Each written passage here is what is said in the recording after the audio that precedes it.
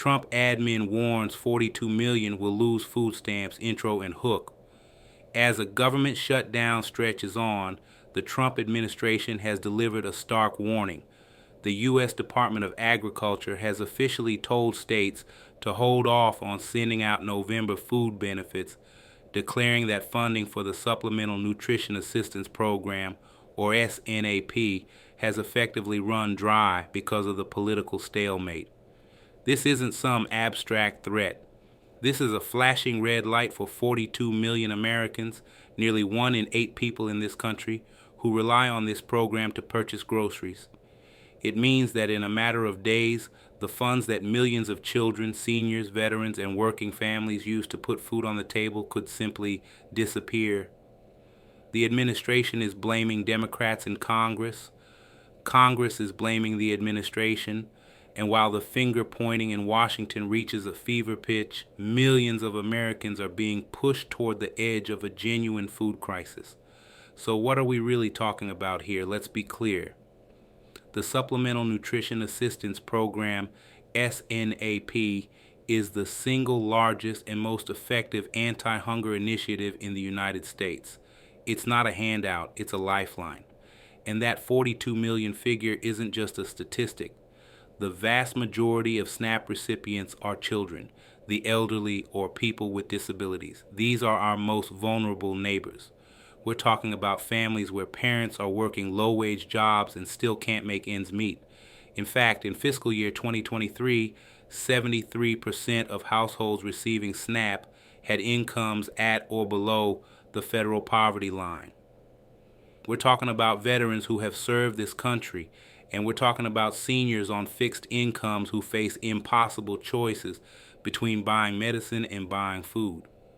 On average, a person on SNAP receives about $6 a day. For many, that's the crucial difference that allows them to purchase fresh produce, milk, and bread for their families. Without it, the choice isn't between steak and chicken. It's between eating and not eating. The USDA's own research shows that SNAP is incredibly effective at reducing poverty. One study found that after the benefits were modestly updated, the program lifted millions of people, including hundreds of thousands of children, out of poverty. This isn't a luxury program. It is a fundamental pillar of our social safety net. And right now, that pillar is set to crumble because of a political game of chicken. So how did we get here? How did the basic act of feeding hungry families become a political bargaining chip? The immediate cause is the government shutdown that began in early October 2025. The Trump administration and Congress are locked in a bitter dispute over the federal budget, and as long as they fail to reach an agreement, funding for numerous federal agencies, including the USDA, which administers SNAP, is frozen. The USDA is funded by the federal government, and when that funding stops, so does its ability to send money to the states to distribute benefits. In early October, the USDA sent a letter to all 50 states directing them to delay sending out November SNAP benefits because of the funding lapse. The administration has a clear message. The well has run dry, and it's the Democrats' fault for not passing a funding bill.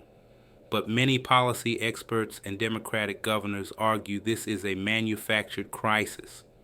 They point to the USDA's Contingency Reserve Fund, estimated to hold billions of dollars, which they argue the administration could and should use to keep benefits flowing. Attorneys general from 23 states sent a letter urging the administration to use these available funds, calling the refusal to do so a cruel abdication of the responsibility to support families. The administration has countered that those funds are reserved for other emergencies, like natural disasters, and cannot be used to cover this shortfall. However, this shutdown doesn't exist in a vacuum. It comes amid a much broader, more deliberate effort by House Republicans and the Trump administration to fundamentally change SNAP. For months, they have been pushing for significant cuts to the program to offset the cost of extending the 2017 tax cuts. One proposal aims to slash SNAP funding by tens of billions of dollars over the next decade.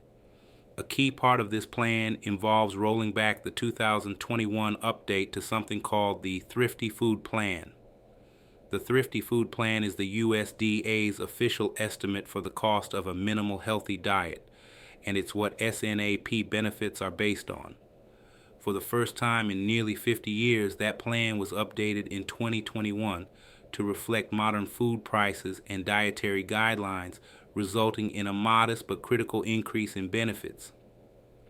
Before that update, the plan was wildly out of touch with reality based on outdated consumption patterns and assuming families had hours to cook meals from scratch. House Republicans now want to reverse that update, which would effectively cut benefits for every single SNAP recipient.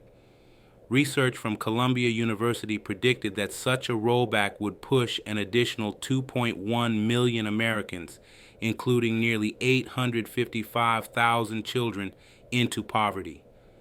Another part of their proposal would, for the first time in history, force states to pay for a portion of the food benefits themselves, shifting billions in costs onto state budgets and creating enormous pressure to cut eligibility or benefits further. So when the administration says the well has run dry, it's impossible to ignore the fact that they've also been trying to poke holes in the well for months.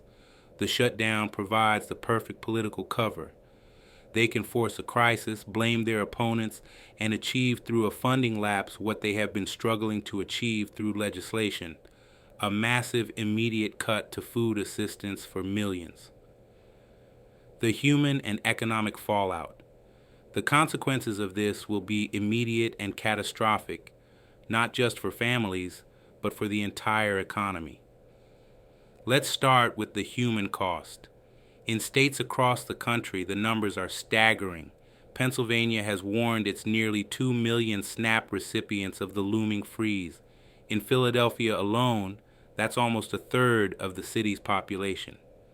North Carolina is facing a cutoff for 1.4 million residents. People are scared. Food banks, which are already strained, are bracing for a surge in demand that they simply cannot meet. As one food bank CEO said, "It's a moment where people don't know and understand what's about to happen." But this isn't just a social issue, it's a massive economic one. SNAP is one of the most effective forms of economic stimulus that exists. That's because people who receive SNAP benefits spend them immediately and locally. They buy groceries at the local supermarket, the corner store, and the farmer's market.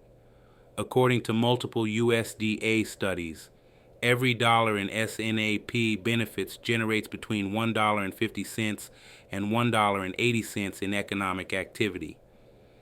That money supports jobs in grocery stores, in transportation, in agriculture, and in food manufacturing. One analysis found SNAP supported hundreds of thousands of jobs in the grocery and supporting industries. When you pull tens of millions of dollars out of a state's economy in a single month, as North Carolina is facing with a potential $230 million loss, it sends a shockwave through the local economy. Small independent grocers, especially in rural and low-income areas, are particularly vulnerable.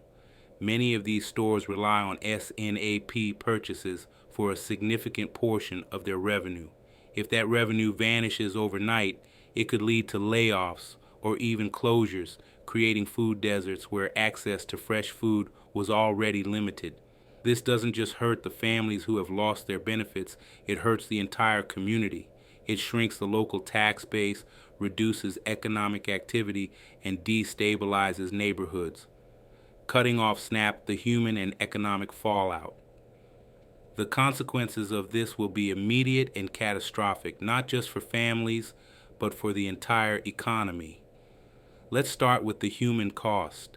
In states across the country, the numbers are staggering. Pennsylvania has warned its nearly 2 million SNAP recipients of the looming freeze. In Philadelphia alone, that's almost a third of the city's population. North Carolina is facing a cutoff for 1.4 million residents. People are scared. Food banks, which are already strained, are bracing for a surge in demand that they simply cannot meet. As one food bank CEO said, "It's a moment where people don't know and understand what's about to happen." But this isn't just a social issue, it's a massive economic one. SNAP is one of the most effective forms of economic stimulus that exists. That's because people who receive SNAP benefits spend them immediately and locally. They buy groceries at the local supermarket, the corner store, and the farmer's market.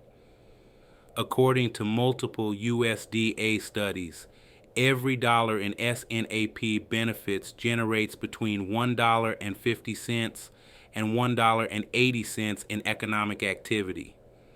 That money supports jobs in grocery stores, in transportation, in agriculture, and in food manufacturing.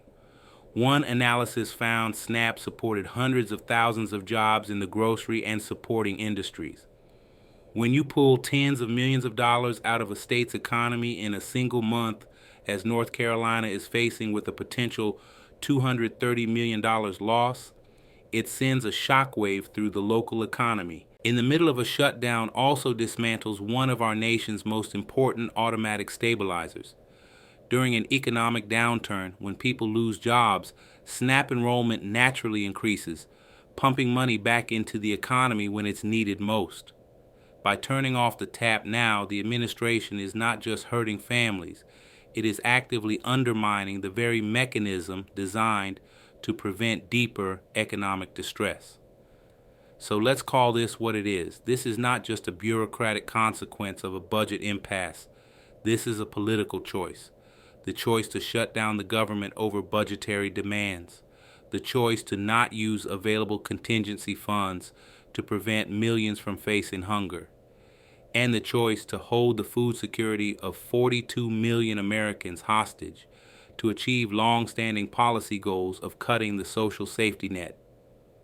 While politicians in Washington, D.C. trade blame and posture for the cameras, real families are a few days away from looking at empty cupboards and wondering how they will feed their children. This crisis has been manufactured, and the fallout will be felt in every town and city in this country. It will be felt by the child who can't focus in school because they're hungry, the senior who has to skip meals to afford their medication, and the local grocer who has to lay off an employee. The administration claims the well is dry, but the truth is they're the ones standing on the hose. The ultimate question we all have to ask is not just how this shutdown will end, but what it says about a government that would allow its most vulnerable citizens to go hungry as a negotiating tactic. What do you think? Is this a necessary evil of a budget fight or a manufactured crisis targeting the poor? Let me know your thoughts in the comments below. And if you believe this is a story that needs to be heard, please share this video and make sure you're subscribed for more updates. We'll be following this story closely as it develops. Thank you for watching.